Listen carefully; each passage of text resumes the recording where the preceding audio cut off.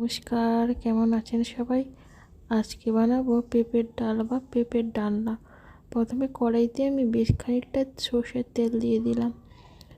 এবার তেলটা গরম হয়ে গেলে ওর মধ্যে আমি 2টো লঙ্কা দিয়ে দেব।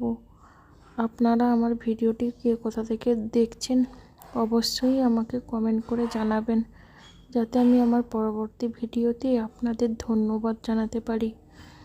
লঙ্কাটা হালকা ভাজা হয়ে গেলে আমি এবার ওর মধ্যে 5 ফোড়ন দিয়ে দেব। পরিমাণে এর মধ্যে আমি হিংটা দিয়ে নেব। ফোড়ন দিয়ে ভালোভাবে নাড়িয়ে চাড়িয়ে নেব।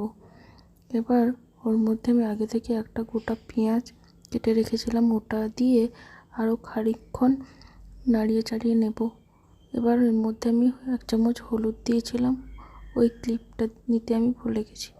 ওটা দিয়ে এবার আমি আগে থেকে সিদ্ধ করে রাখা ডাল ও পেঁপেটাকে একসাথে দিয়ে দেব।